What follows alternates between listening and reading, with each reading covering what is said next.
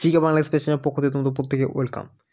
তো আমাদের চ্যানেলে প্রতিনিয়ত কিন্তু জিকে প্রশ্ন করানো হয়ে থাকে। এখনও পর্যন্ত আমাদের চ্যানেলটা সাবস্ক্রাইব করুন, চ্যানেলটা সাবস্ক্রাইব করে পাশে থাকা বেল আইকন প্রেস করো, যাতে সমস্ত ধরনের আপডেট টাইম টু টাইম পেতে পারো। ফার্স্ট প্রশ্ন রয়েছে তোমার, মানুষের রক্তের পিএইচ এর মান কত? ঠিক আছে, ভেরি ভেরি ইম্পর্টেন্ট একটা প্রশ্ন। তার আগে তোমার জানতে হবে যে পিএইচটা কী, পিএইচের স্কেল, পিএইচ কী আবিষ্কার করে থাকে, প্রত্যেকটা জিনিস আমাদের তুমি বলবো। প্রথম হচ্ছে পিএইচ এর পুরো নামটা তোমরা জানো, প্রোটিন অফ হাইড্রোজেন বা পাওয়ার অফ হাইড্রোজেন। ঠিক আছে, তো তারপর আমরা জানবো পিএইচ স্কেল। দেখো এই যে স্কেলটা দেখতে পাচ্ছ, এটা হচ্ছে পিএইচ স্কেল। ঠিক আছে, স্কেলে কীরকম আছে, প্রথমে দেখো 0 রয়েছে, তারপর 1 2 3 4 এরকম করে সর্বোচ্চ মান কত রয়েছে 14। ঠিক আছে, যদি বলে পিএইচ স্কেলের মান সর্বনিম্ন কত, সর্বনিম্ন হচ্ছে 0 এবং সর্বোচ্চ কত, সর্বোচ্চ হচ্ছে 14। ঠিক আছে, এবং এই যে 7 রয়েছে, এই 7টাকে আমরা কী বলবো, নিউট্রাল। ঠিক আছে, নিউট্রাল। এবং এই 7-এর যতই আমরা ডান দিকে যাব, দেখতে পাচ্ছ সেদিকে মান বাড়ছে। ঠিক আছে, যত আমরা ডান দিয়ে যাচ্ছি কত বাড়ছে, দেখো প্রথম 7 ছিল, 8 ছিল, 9 10 এরকম গ্রুপ মান বাড়ছে। অর্থাৎ 7-এ যদি আমরা ডান দিকে যাচ্ছি ততই আমরা কী হচ্ছে, সেটাকে আমরা বলবো অ্যালকালাইন, অর্থাৎ ক্ষারীয়। ঠিক আছে, অ্যালকালাইন, সেটা আমরা বলবো ক্ষারীয়, মনে রাখবে ক্ষারীয়। এবং যত 7-এর দেখো যদি আমরা আগে আসছি, দেখো 6 5 4 3 2 1 এরকম করছে, এটা কী হচ্ছে, ততই হচ্ছে অ্যাসিডিক। কী বলবো, অ্যাসিডিক মানে হচ্ছে মনে রাখবে আম্লিক। এবং 7কে আমরা কী বলে থাকি, 7কে আমরা বলে থাকি নিউট্রাল। ডিস্টিল ওয়াটার অর্থাৎ পিওর ওয়াটারে পিএইচের মান কত হয়ে থাকে বলতো, 7 হয়ে থাকে। ঠিক আছে, মনে রাখবে যে ডিস্টিল ওয়াটার এর পিএইচের মান কত হয়ে থাকে, 7.0, অর্থাৎ 7 কিন্তু হয়ে থাকে। এবং 7-এর যতই আমরা আগে আসবো ততই কিন্তু পিএইচ কী হবে, আম্লিক হবে, এবং 7-এর যত আমরা পরে যাব তখন কী হবে, অ্যালকালিন অর্থাৎ ক্ষারীয় হবে। তো দেখতে পাচ্ছ ইনি সোরেনসেন। ঠিক আছে, কে উদ্ভব করেন এই পিএইচ স্কেলটা উদ্ভব করছেন Sorensen. The pH scale was invented by the Danish chemistry Sorensen to measure the acidity of beer in a brewing. The pH scale measure the concentrate of hydrogen ions in solution. যেটা তোমাকে বলছেন যে hydrogen আয়নের কতটা রয়েছে, the concentrate কীরকম রয়েছে, সেটা কিন্তু মেজার করে থাকে pH. The more hydrogen ions the stronger the acid. ঠিক আছে, তাহলে দেখো আমাদের প্রশ্ন কী ছিল, যে রক্তের পিএইচের মান কত।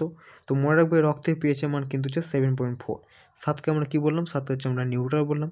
7-এর যতই আমরা ডান দিকে যাব তত কী হয়ে যাবে, ক্ষারীয় হতে থাকবে, এবং 7-এর যতই আমরা বাম দিকে যাব তত কী থাকবে, আম্লীয় হতে থাকবে। অর্থাৎ এটা 7.4, অর্থাৎ 7-এর থেকে বেশি। ঠিক আছে, রক্তের পিএইচের মান। দেখো নেক্সট কী প্রশ্ন রয়েছে, নেক্সট যে প্রশ্ন রয়েছে, বিশ্ব বাণিজ্য সংস্থার সদরদপ্তর কোথায় অবস্থিত?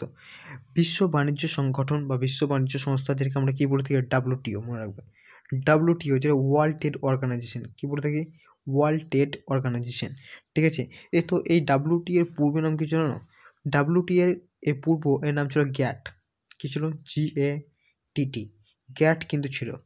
গ্যাটের পুরো নাম তোমরা মনে রাখবে general agreement of tariff and trade, general agreement on tariffs and trade. ঠিক আছে, এই গ্যাট প্রথমে ছিল গ্যাট থেকে কী হয়েছে, ডাব্লিউটিও অথবা ওয়ার্ল্ড ট্রেড অর্গানাইজেশন। ঠিক আছে, ওয়ার্ল্ড ট্রেড অর্গানাইজেশন তোমার গঠিত হয়, এটা মনে রাখবে যে 1995 সালে 1লা জানুয়ারি, হ্যাঁ, এই ডাব্লিউটিও কিন্তু গঠিত হয়। ঠিক আছে, তো ডাব্লিউটিওর যে সদর কোথায় অবস্থিত, এর যে সদর দপ্তর সেটা হচ্ছে সুইজারল্যান্ডের জেনেভা শহরে অবস্থিত। অপশন নম্বর এ হয়ে যাবে এটার কারেক্ট আনসার। ডাব্লিউটিও সদর দপ্তর কোথায় অবস্থিত, সুইজারল্যান্ডের জেনেভা শহরে অবস্থিত। এর আগে পুলিশে একবার যখন এক্সাম হয়েছিল, যে একটা এসেছিল যে সার্ক এর সদর দপ্তর কোথায় অবস্থিত। ঠিক আছে, এই প্রশ্নটা এসেছিল। তো সার্কের সদর দপ্তর কোথায় অবস্থিত, নেপালে কাঠমান্ডু। তো সার্কে তোমরা একটু ফুল ফর্মটা মনে রাখবে, যে সার্কের ফুল ফর্ম হচ্ছে south Asian association for regional cooperation. ঠিক আছে, south Asian association for regional cooperation. তো তোমরা মনে রাখবে যে এই বিশ্ব বাণিজ্য সংস্থা, তার ডাব্লিউটিও গঠন করার মূল উদ্দেশ্যটি কী ছিল, এটা তোমরা জানতে হবে। ঠিক আছে, তাহলে তো ভালো মনে থাকবে। তো দেখো বিশ্ব বাণিজ্য সংস্থার অন্যতম কাজ হচ্ছে একাধিক দেশের মধ্যে বাণিজ্যিক চুক্তি সম্পাদন করা। ঠিক আছে, একাধিক দেশের মধ্যে বাণিজ্য সম্পর্কে যে চুক্তি হবে সেটা কিন্তু সম্পাদন করা। 2 নম্বর হচ্ছে বিশ্ব বাণিজ্য সংগঠনের একটি অন্যতম কাজ হলো সদস্য দেশগুলির মধ্যে, অর্থাৎ যে দেশগুলির মধ্যে ধরো বাণিজ্য হচ্ছে, পণ্য আদান প্রদান হচ্ছে, বাণিজ্য সংক্রান্ত যদি কোনো মতবিরোধ দেখা যায়, ঠিক আছে, তো তার নিষ্পত্তি কে করবে? WTO। এবং WTO কী করবে? নীতি আছে কিছু, কিন্তু এই নীতিগুলো হচ্ছে তোমার পক্ষপাতহীন বাণিজ্য সম্পাদন করতে হবে। তো কোনো দেশের প্রতি সর্বাধিক পক্ষপাতপূর্ণ আচরণ করা যাবে না, কোনো দেশকে বিশেষ সুযোগ সুবিধা দেওয়া যাবে না। এগুলো হচ্ছে WTO নীতি। নেক্সট যে প্রশ্ন হচ্ছে দেখো, ভারতের শ্বেত বিপ্লবের জনক কাকে বলা হয় থাকে? তো বিভিন্ন ধরনের যে বিপ্লবগুলো আছে, তো এখানে দেখো শ্বেত বিপ্লব দেওয়া আছে। তারপর তোমাদের জানতে হবে নীল বিপ্লব, নীল বিপ্লব কিসের সঙ্গে যুক্ত? তারপর তোমাদের জানতে হবে সবুজ বিপ্লব, এগুলো কিন্তু দিয়ে থাকে, ঠিক আছে, এগুলো জানতে হবে যে সবুজ বিপ্লব, এই তিনটে কিন্তু জানতেই হবে। এছাড়া তোমার আরও বিপ্লব রয়েছে, যেমন হচ্ছে গোল্ড বিপ্লব কিসের সঙ্গে, রাউন্ড অর্থ গোল্ড বিপ্লব কিসের সঙ্গে সম্পর্কিত হয়, যেমন আলু, ঠিক আছে। তো দেখো এখানে শ্বেত বিপ্লবের জনক কাকে বলা হয় থাকে? তো শ্বেত বিপ্লব কিসের সঙ্গে যুক্ত? এটা হচ্ছে দুগ্ধ উৎপাদনের সঙ্গে যুক্ত। মনে রাখবে যে দুগ্ধ উৎপাদনের সঙ্গে যুক্ত হচ্ছে শ্বেত বিপ্লব, ঠিক আছে। তো শ্বেত বিপ্লবের জনক কাকে বলা হয় থাকে? MS স্বামীনাথন, না ভার্গিস কুরিয়ান, রাজেন্দ্র সিং, না বলবন্ত রায় মেহতা? কারেক্ট যেটা আনসার হয়ে যাবে সেটা মনে রাখবে যে ভার্গিস কুরিয়ানকে বলা হয় থাকে শ্বেত বিপ্লবের জনক। অপশন নম্বর বি হয়ে যাবে এটা সঠিক আনসার। এর সাথে তোমরা মনে রাখবে যে অপারেশন ব্ল্যাকবোর্ড, ঠিক আছে, অপারেশন ব্ল্যাকবোর্ড কর্মসূচি গ্রহণ করা হয়েছে কোথায়? অপারেশন ব্ল্যাকবোর্ড, অপারেশন ব্ল্যাকবোর্ড কর্মসূচি গ্রহণ করা হয়েছিল এই শ্বেত বিপ্লবের সময়, ঠিক আছে। কিসের প্রশ্ন আসে যে অপারেশন ব্ল্যাকবোর্ড কিসের সঙ্গে সম্পর্কিত? তো শ্বেত বিপ্লবের সঙ্গে সম্পর্কিত। এছাড়া নীল বিপ্লব, নীল বিপ্লব কিসের সম্পর্কিত? মৎস্য উৎপাদন, ঠিক আছে, মৎস্য উৎপাদনের সম্পর্কিত। সবুজ বিপ্লব বিশেষ করে গম এবং ধান, ঠিক আছে। সবুজ বিপ্লবের জনক কাকে বলা হয়ে থাকে? তো মনে রাখবে যে ভারতের সবুজ বিপ্লবের জনক কাকে বলা হয়ে থাকে? ভারতের সবুজ বিপ্লবের জনক বলা হয়ে থাকে MS স্বামীনাথনকে। স্বামীনাথনকে ভারতের সবুজ বিপ্লবের জনক বলা হয়ে থাকে। এবং যদি প্রশ্ন আসে যে সবুজ বিপ্লবের জনক কে, তখন তোমরা বলবে নরম্যান বোরলগকে সবুজ বিপ্লবের জনক বলা হয়ে থাকে। আর যদি ভারতের পার্সপেক্টিভে বলে দেয় তো তোমরা বলবে MS স্বামীনাথন। তো তোমরা একটু কমেন্ট করে জানাবে যে নীল বিপ্লব, ঠিক আছে, নীল বিপ্লব যেটা আমি বললাম মৎস্য উৎপাদনের সঙ্গে যুক্ত, তো নীল বিপ্লবের জনক কাকে বলা হয়, ঠিক আছে। এবং তোমরা মনে রাখবে যে রাউন্ড বিপ্লব কিসের সঙ্গে সম্পর্কিত? রাউন্ড অর্থ গোল, মনে রাখবে যে আলু, রাউন্ড বিপ্লব হচ্ছে আলুর সঙ্গে সম্পর্কিত। তো তোমরা এটা কমন করে জানাবে যে নীল বিপ্লব এর জনক কাকে বলা হয়। নেক্সট যে প্রশ্ন রয়েছে দেখো, টোডরমল কোন বিভাগের মন্ত্রী ছিলেন, ঠিক আছে। তো টোডরমল কার মন্ত্রী ছিলেন, কোন রাজার? মনে রাখবে আকবর, আকবরের মন্ত্রী ছিলেন টোডরমল। কি মন্ত্রী ছিলেন? মনে রাখবে অর্থনীতি মন্ত্রী ছিলেন, ঠিক আছে, অর্থনীতি মন্ত্রী ছিল হচ্ছে টোডরমল। আকবরের সময় আমরা কী দেখতে পাবো? আকবরের সময় আমরা দেখতে পাবো যে নবরত্ন আমরা দেখতে পাবো, ঠিক আছে। এবং তোমরা একটু কমেন্ট করে জানাবে যে আকবরের যে যিনি প্রধানমন্ত্রী তিনি কে ছিলেন। এবং আমরা নেক্সট যে প্রশ্ন রয়েছে দেখো, যে ভারতে প্রথম মেট্রো রেল চালু হয় কলকাতার যে কবে, ঠিক আছে। ভারতের প্রথম যে মেট্রো রেল চালু হচ্ছে সেটা হচ্ছে কলকাতায় কবে? সেটা হচ্ছে মনে রাখবে যে 1984 সালে। অপশন নম্বর ডি হয়ে যাবে, ঠিক আছে। 1984 সালে ভারতের প্রথম কলকাতায় মেট্রো রেল চালু হয়। এবং ভারতের যে রেল ব্যবস্থা, অর্থাৎ ভারতের প্রথম যে রেল, সে চালু হয় বোম্বে থেকে থানে পর্যন্ত। আমরা প্রত্যেক জানি যে বোম্বে টু থানে, ঠিক আছে। বোম্বে টু থানে কত কিলোমিটার লম্বা? 34 কিলোমিটার লম্বা টেম্পো প্রথমে চালু হয়, 34 কিলোমিটার। বোম্বে থেকে থানে কার আমলে? লর্ড ডালহৌসির আমলে। এবং পশ্চিমবঙ্গে কোথায় শুরু হয়? পশ্চিমবঙ্গের হাওড়া থেকে, হাওড়া টু হুগলি, তো হাওড়া টু হুগলি পশ্চিমবঙ্গে চালু হয় প্রথম। আচ্ছা দেখো নেক্সট কী প্রশ্ন রয়েছে, নেক্সট যে প্রশ্ন রয়েছে সেটা হচ্ছে কর্কটক্রান্তি রেখা পশ্চিমবঙ্গে কোন জেলার মধ্য দিয়ে অতিক্রম করেনি, ঠিক আছে। ভালোভাবে প্রশ্নটা পড়বে যে কোন জেলার মধ্য দিয়ে অতিক্রম করেনি। তো দেখো পুরুলিয়া, নদিয়া, পূর্ব বর্ধমান, না বীরভূম? তো কারেক্ট যেটা আনসার হয়ে যাবে সেটা হচ্ছে বীরভূম জেলার উপর দিয়ে টপিক অফ ক্যান্সার, ঠিক আছে, টপিক অফ ক্যান্সার যেটাকে আমরা বলি 37° নর্থ, ঠিক আছে, 37° নর্থ, ঠিক আছে। তো এই টপিক অফ ক্যান্সার বীরভূমের উপর দিয়ে যায়নি, তো কার উপর দিয়ে গেছে? পুরুলিয়া, নদিয়া, পূর্ব বর্ধমান, তারপরে তোমার পশ্চিম বর্ধমান, তারপর হচ্ছে বাঁকুড়া, ঠিক আছে?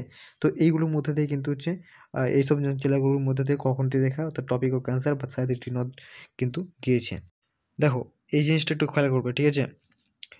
তো এটা আমাদের হচ্ছে গ্লোব, ঠিক আছে? তো এটা হচ্ছে আমাদের যেটা হচ্ছে অক্ষরেখা, তাই তো? এটা হচ্ছে আমাদের অক্ষরেখা, আর এগুলো হচ্ছে আমাদের দ্রাঘিমা রেখা, ঠিক আছে? আমরা প্রত্যেকে জানি। তো এটা যেটা গিয়েছে এই লাইনটা মাঝ বরাবর, সেটাকে আমরা কী বলে থাকি? এটাকে আমরা বলি ইকুয়েটার। দেখো লেখা আছে এটা হচ্ছে ইকুয়েটার। ইকুয়েটারের উপর আমরা কী রয়েছে? টপিক অফ ক্যান্সার অর্থাৎ 37 ডিগ্রি নর্থ, ঠিক আছে? আর দেখো নিচে দিয়ে কী আছে? Topic of Capricorn. তো ভারত যে গোলার্ধে অবস্থান করছে সেটা হচ্ছে আমরা প্রত্যেকে জানি উত্তর পূর্ব গোলার্ধে, ঠিক আছে? এটা যদি আমাদের ইস্ট হয়, এটা ওয়েস্ট, এটা নর্থ, এটা হচ্ছে সাউথ। তো ভারত কিন্তু এই পোর্শনে কিন্তু রয়েছে, ঠিক আছে? তো দেখো এই যে এই পোর্শনটা আমাদের রয়েছে, তো এই পোর্শনটা ভারতের অবস্থান। এখন এই ভারতের মূলত মনে রাখবে যে 8টি রাজ্যের উপর দিয়ে এই টপিক অফ ক্যান্সার, ঠিক আছে? এই টপিক অফ ক্যান্সারটা গেছে ভারতের 8টি রাজ্যের মধ্য দিয়ে। তো এই 8টি রাজ্য আমাদের জানতে হবে। দেখো কোন কোন রাজ্যের উপর দিয়ে গেছে। ফার্স্ট দেখো এখানে রয়েছে আমাদের গুজরাট, ঠিক আছে? গুজরাটের পর আমাদের কি এসে রাজস্থান, তারপর দেখো মধ্যপ্রদেশ, তারপরে দেখো ছত্তিশগড়, তারপরে দেখো ঝাড়খণ্ড এবং গিয়েছে ওয়েস্ট বেঙ্গল, ঠিক আছে? ঝাড়খণ্ডে গিয়েছে, তারপর ওয়েস্ট বেঙ্গলে ঢুকেছে, তারপরে হচ্ছে তোমার ত্রিপুরা, ত্রিপুরা, তারপরে হচ্ছে তোমার মিজোরাম, তো এই 8টি রাজ্যের উপর দিয়ে কিন্তু টপিক অফ ক্যান্সার অর্থাৎ 37 ডিগ্রি নর্থ যে রেখাটা সেটা কিন্তু গিয়েছে। তাহলে মনে রাখবে যে বিহারের উপর দিয়ে কিন্তু কোনো কিছু যায়নি, ঠিক আছে? যে প্রশ্নটা এসে থেকে যে ধরো দিয়ে দিল যে 4টি রাজ্য দিয়ে দিল, ঠিক আছে? 3টি রাজ্যের মধ্যে দিয়ে এসছে, 1টি রাজ্য দিয়ে দিল বিহার, ঠিক আছে? যে বললো কোনটি আসেনি, কোনটি ওদের যে টপিক অফ ক্যান্সার যায়নি, তো তখন কোনটা আনসার করবে? তুমি বিহার আনসার করে দেবে। আচ্ছা দেখো নেক্সট প্রশ্ন কী রয়েছে? নেক্সট প্রশ্ন যেটা হচ্ছে নিম্নের কোনটি গ্রিন হাউস গ্যাস নয়, ঠিক আছে? গ্রিন হাউস গ্যাস হচ্ছে একটা খুব গুরুত্বপূর্ণ কিন্তু গ্যাস। গ্রিন হাউস গ্যাস কী করে আমাদের পৃথিবীর তাপমাত্রা বৃদ্ধি করতে সাহায্য করে। গ্রিনহাউস গ্যাসগুলোকে আমাদের কী করছে? পৃথিবীর তাপমাত্রা বৃদ্ধি করছে। গ্রিনহাউস গ্যাসের মধ্যে সবচেয়ে গুরুত্বপূর্ণ যে গ্যাস সেটা হচ্ছে CO2, মনে রাখবে CO2, তো কার্বন ডাইঅক্সাইড কিন্তু হচ্ছে প্রধান গ্রিনহাউস গ্যাস। প্রশ্ন আসে থেকে যে প্রধান গ্রিনহাউস গ্যাসের নাম লিখো বা নাম বলো, ঠিক আছে? অপশনগুলো দিয়ে দেবে, বলো CO2 থাকবে, ঠিক আছে? তখন কারেক্ট যেটা আনসার হবে সেটা হচ্ছে CO2।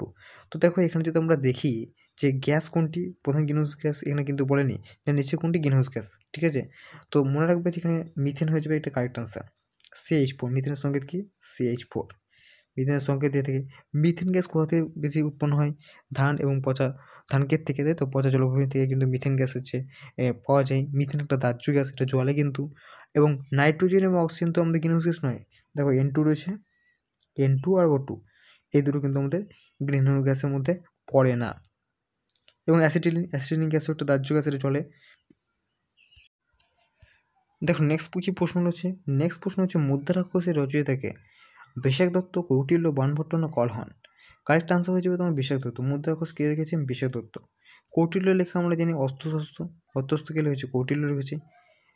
রাজতরঙ্গিণী কে লিখেছে? কলহন লিখেছেন।